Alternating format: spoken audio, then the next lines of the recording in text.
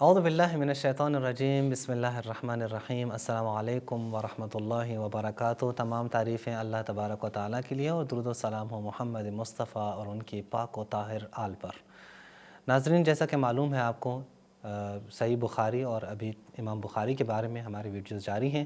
شہباز بھی موجود ہیں۔ آج شہباز بھی ہم چاہتے ہیں کہ خود امام بخاری کو بحیث سے ایک راوی بحث کریں گے، کیا واقعاً ان میں یہ ایک جو راوی ہیں تو راوی کی جو ایک یعنی صفات ہونے چاہیے کہ جن سے آپ حدیث لے لیں، تو کیا ان میں ہے یا نہیں ہے۔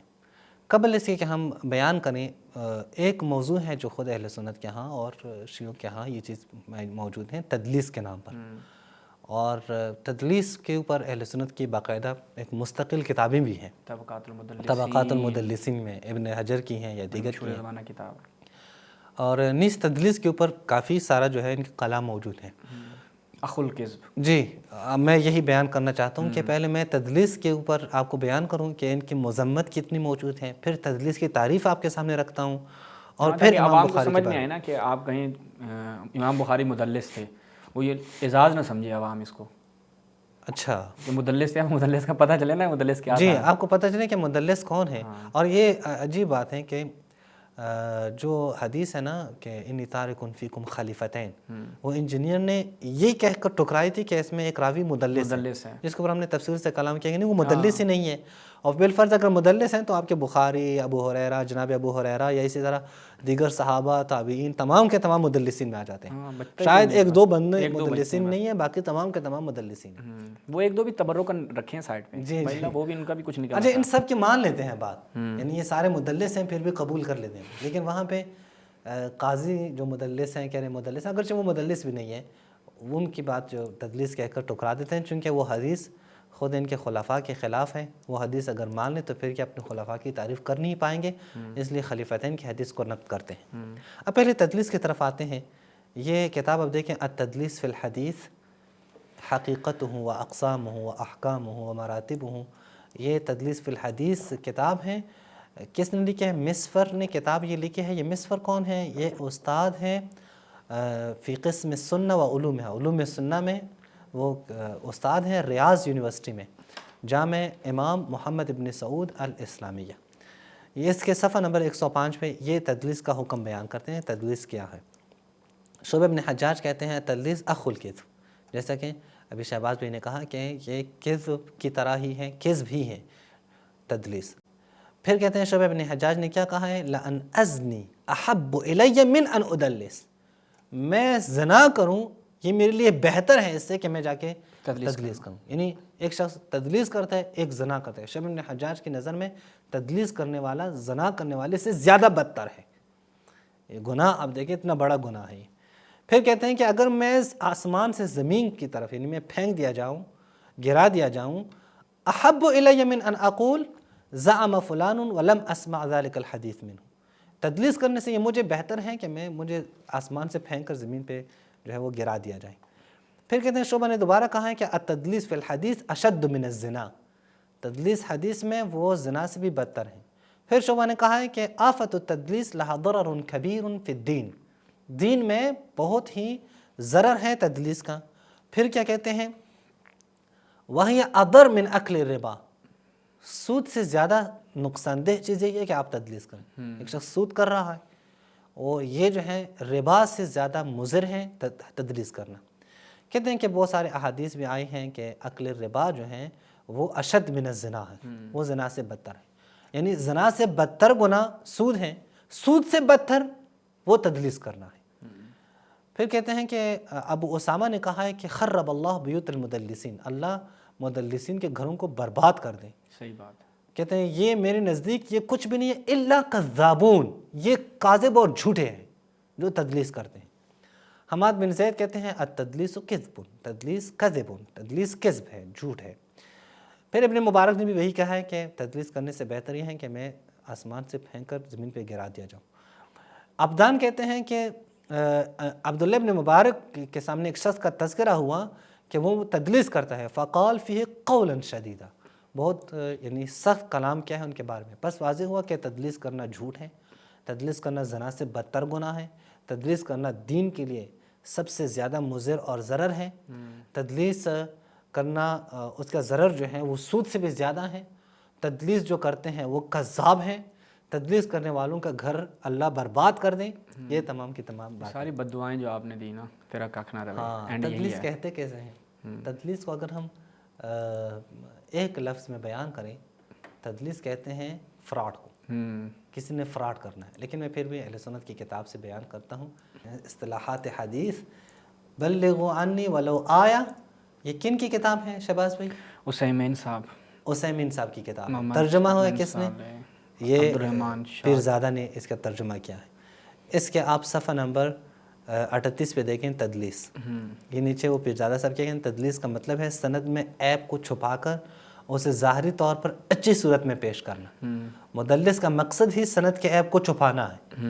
اکثر طور پر مدلس اپنے شیخ کا نام نہیں لیتا، بلکہ استاد کا نام لے لیتا ہے، یعنی اپنے شیخ کو، اس کے نام کو چھپا لیتا ہے۔ اس کو کہتے ہیں تدلیس کرتے ہیں۔ تدلیس فراڈ کو کہتے ہیں، عیب کو چھپانے کو کہتے ہیں۔ اس کا جو لفظی معنی ہے، یعنی لغوی معنی ہے جو تدلیس کا، وہ کیا ہے؟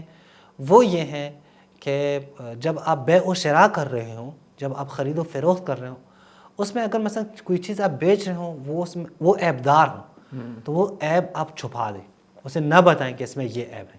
تو ہر ایک بہت بڑا گناہ ہے۔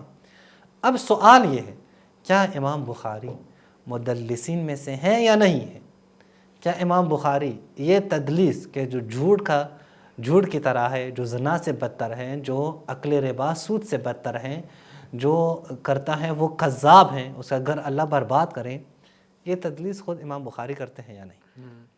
ہم کیا کہیں؟ ہم کہیں گے کہ بہت ہی افسوس کے ساتھ اہل سنت کے امیر المؤمنین فی الحدیث وہ تدلیس کرتے ہیں۔ یہ فتح المبین فی طبقات المدلسین، یہاں پہ آپ دیکھیں حافظ زبیر علیزئی کی کتاب ہے۔ حافظ زبیر علیزئی یہ انجینئر صاحب کے بہت ہی قریبی ہیں اور ان کے مرید جانے جاتے ہیں۔ مکتبہ اسلامیہ سے چھپی ہیں۔ اس کے صفحہ نمبر 27 پہ دیکھیں، مدلسین کی طبقات میں کن کا نام لایا ہے؟ محمد ابن اسماعیل البخاری الامام۔ یہ بھی تدلیس کرتے ہیں، کہتے ہیں کہ اخرج البخاری قال فلان وقال لنا فلان، فلان فلان کہا ہے، نام نہیں لیا ہے، وہو تدلیس، یہی تو تدلیس ہے۔ تو ان مدلسین میں ان کا نام لایا۔ اب ایک اور حوالہ ہم آپ کے سامنے رکھتے ہیں، یہ ہے میزان الاعتدال فی نقد الرجال۔ دیکھیں آپ، میزان الاعتدال فی نقد الرجال، امام حافظ شمس الدین الذہبی، ان کی کتاب ہے، جلد رابع پر صفحہ نمبر 121 پر وہ لے کے آتے ہیں۔ کون ہے؟ عبداللہ بن صالح نامی ایک شخص ہے، عبداللہ بن صالح الجہنی۔ پھر ایک اور صفحے پہ کیا کہتے ہیں؟ وَقَدْ رَوَى عَنْهُ البخاری، ذہبی کہتے ہیں کہ بخاری نے ان سے روایت لی ہیں صحیح بخاری میں، وَلَكِنَّهُ يُدَلِّسُهُ، لیکن ان کا نام میں تدلیس کرتا ہے وہ۔ فَيَقُولْ حَدَّثَنَا عَبْدُاللہ، وہ صرف عبداللہ کہتے ہیں، پورا نام جو ہے نا، ابن کیا ہے، کس کا بیٹا ہے، نہیں بیان کرتے۔ جوہنی ہے یا نہیں بیان کرتے۔ وَلَا يَنْسِبُهُ، پورا نسب بیان نہیں کرتے، حالانکہ کہتے ہیں کہ وہ کیا ہے، وہ پورا نسب اس کا موجود ہے، نام اس کے باپ کا نام موجود ہے، تو کہتے ہیں یہ تدلیس کرتا ہے امام بخاری۔ ایک اور بھی آپ دیکھیں، ایک اور حوالہ بھی آپ دیکھیں، اور وہ ہے سیر اعلام النبلا، سیر اعلام النبلا جناب شمس الدین الذہبی کے، اس کے جلد نمبر 12 شعیب ارناؤوط کی تحقیق ہے، اور صفحہ نمبر 275 پہ یہ بھی کہتے ہیں محمد ابن اسماعیل البخاری یدلس و کثیرا، تھوڑی بھی نہیں، تھوڑی نہیں، بہت دفعہ تدلیس کرتے ہیں۔ کن کا نام؟ وہی امام زہلی، جس نے امام بخاری کو شہر سے نکال دیا تھا، اس کا نام جو ہے اس میں تدلیس کرتا ہے۔ لا یقول محمد ابن یحییٰ، محمد ابن یحییٰ زہلی نہیں کہتا، بل یقول محمد فقط، یہ کہتے ہیں محمد۔ وہ کون سا محمد؟ محمد ابن یحییٰ ہے، محمد ابن فلان ہے، محمد ابن فلان، کچھ بھی پتہ نہیں۔ اور محمد ابن خالد کہتا ہے، یعنی یحییٰ نہیں کہتا، خالد کہتا ہے، اس کے جد کا نام لے لیتا ہے۔ یا محمد بن عبداللہ کہتے ہیں، ینسبہ الی الجد ویعمی اسمہ لمکان الواقع بینہما، چونکہ ان کے درمیان میں اختلافات تھے، اس وجہ سے ان کا نام کو ہی چھپا دیتے ہیں۔ پتہ کیا چلا کہ یہ جو ان کے اپنے اختلافات ہوتے ہیں، ان کے ذاتی جو مشکلات ہوتے ہیں، اس کی وجہ سے یہ راویوں کے نام چھپاتے ہیں، راویوں پہ جرح کرتے ہیں، راویوں کے اگر تعلقات اچھے ہوں تو توثیق کرتے ہیں، اچھے نہ ہوں تو تضعیف کرتے ہیں۔ تو یہ سارے انشاءاللہ اگر کہیں موقع ملا تو ان کے جرح و تعدیل پہ ہم بیان کریں۔ ایک آخری حوالہ بھی دے دیتا ہوں، وہ ہے تحفۃ الاحوذی بشرح جامع ترمذی. واہ.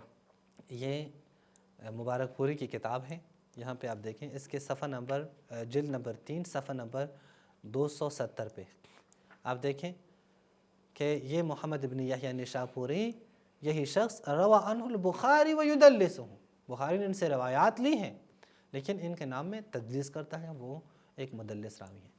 بس ہم افسوس کے ساتھ کہیں گے کہ امام بخاری خود اہل سنت کے مطابق وہ تدلیس کے شکار ہیں، وہ تدلیس کرتے ہیں، مدلس راوی ہیں، اور مدلسین کے گھر اللہ خراب کریں. یعنی الفاظ دیگر خود اہل سنت کے محدثین کہتے ہیں کہ امام بخاری جھوٹ بولتے ہیں، وہ جھوٹے راوی ہیں، اور وہ ایسے کام کرتے ہیں کہ جو زنا سے بھی بدتر ہیں، کہ جو سود سے بھی بدتر ہیں، اور امام بخاری کا گھر اللہ برباد کریں. اور جو دیگر بھی جتنے بھی واقعات یا مذمتیں ذکر کی ہیں وہ ساری کے ساری امام بخاری پہ میں فٹ آتی ہیں. بس امام بخاری ایک راوی کی حیثیت سے اگر ہم دیکھیں تو امام بخاری میں ایک بڑا عیب موجود ہے کہ یہ مدلس راوی ہیں. یہیں پہ اس کو اینڈ کر دیتے ہیں انشاءاللہ. نیکسٹ انشاءاللہ ہم آپ کی خدمت پہ ہوں گے. وآخر دعوانا ان الحمدللہ رب العالمین.